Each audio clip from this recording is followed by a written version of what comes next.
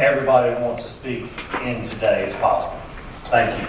Next will be Stephen Padgett from Norfolk, to be followed by Creasy from Norfolk. Welcome.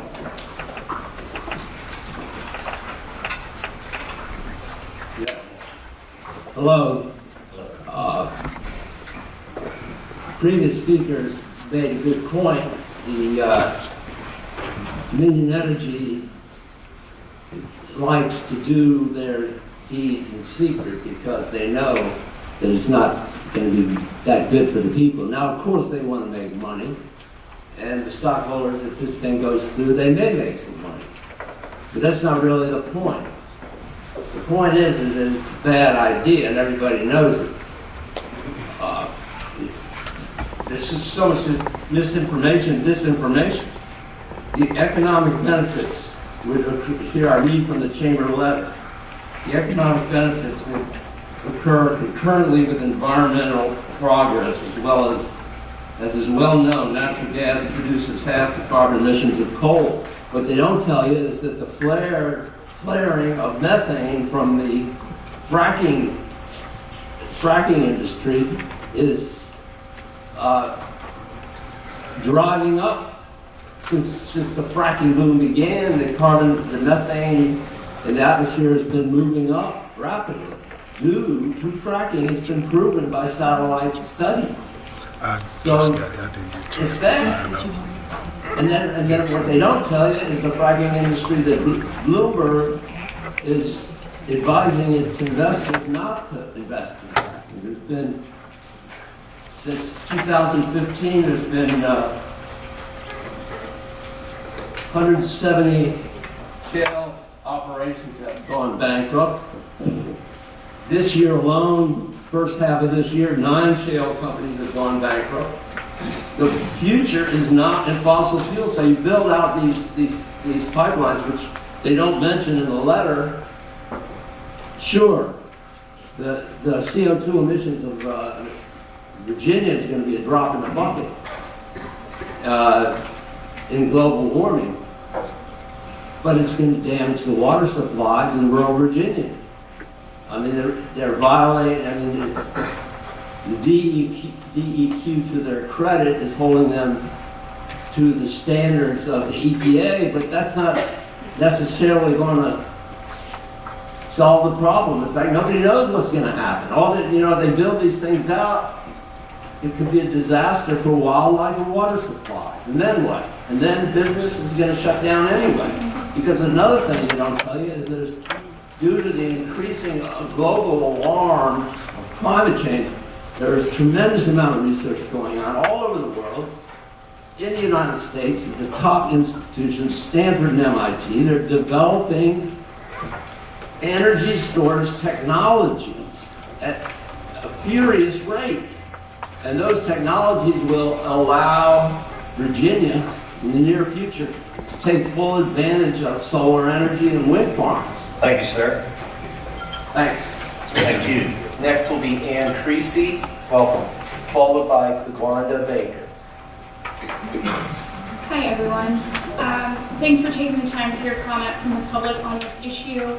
I initially put in the front end of my comment that I hope that you all take time to hear from more experts. So I'm really glad that there is a plan to create a working group around this issue. There's a couple of claims made in the letter from the Chamber of Commerce that is before y'all that I would like to dig into specifically. It might be good for the working group to aim to address some of these discrepancies in information.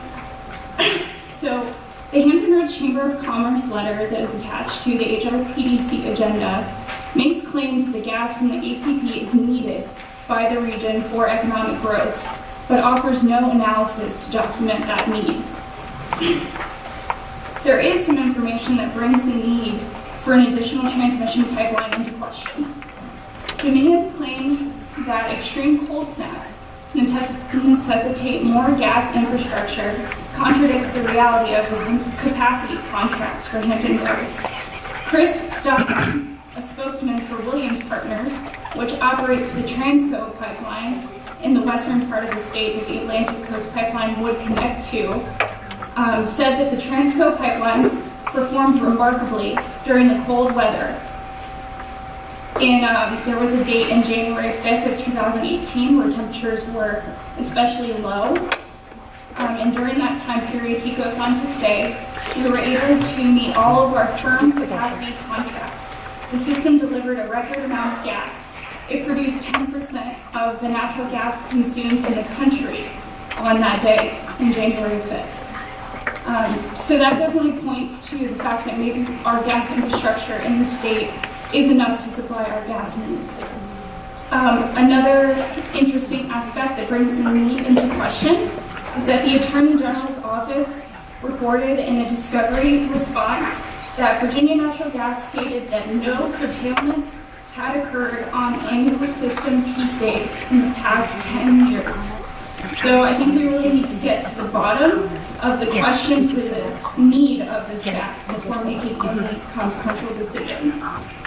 Another claim that was kind of egregious, to be honest, in the letter, it says that there would be 17,000 jobs produced from the Atlantic Coast Pipeline. And in Dominion's own Chimera report, Dominion contracted Chimera to do an analysis.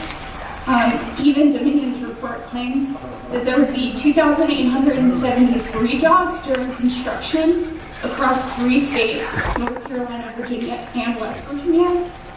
And the long-term jobs would be 271. So I don't know where 17,000 came from, but thank you. Those are just some of the concerning points that I hope the working group can address. Thank you.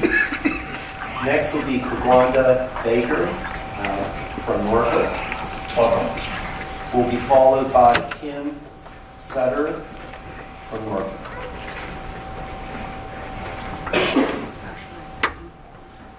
Good afternoon, commission members. My name is Quan Baker, and I'll make my comments very short, as I'm sure most people are going to hit some of the points that I would remember.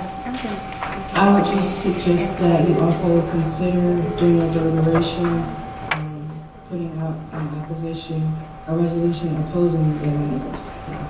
Thank you. Thank you. Next will be Kim Sutter from Norfolk, Virginia, followed by Jim O'Brien from Newport News Shipbuilding.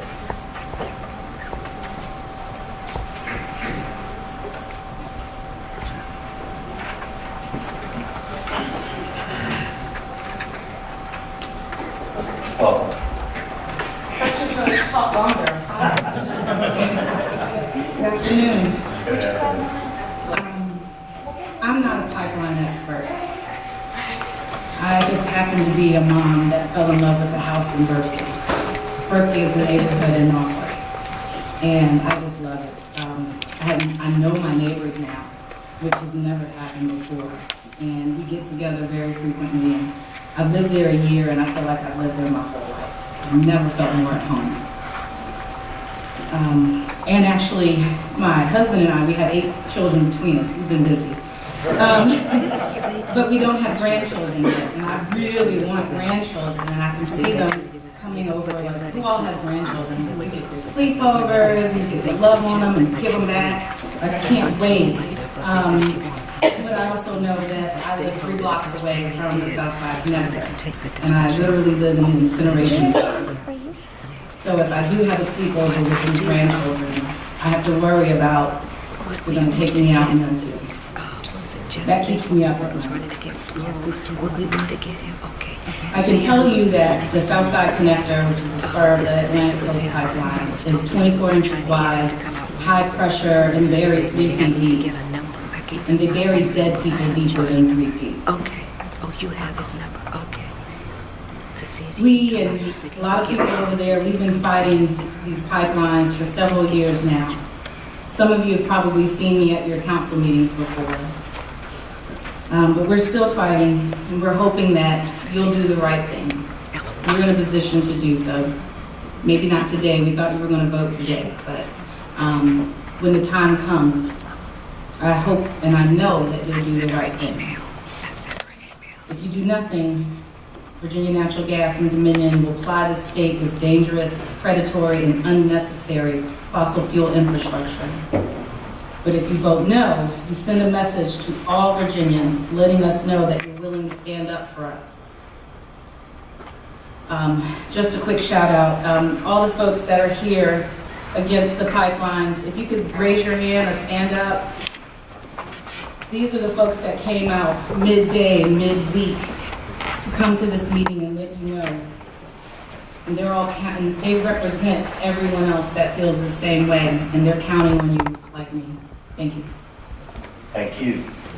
Next will be Jim O'Brien for Newport News Shipbuilding, to be followed by Overton Nichols from Chesapeake. Welcome.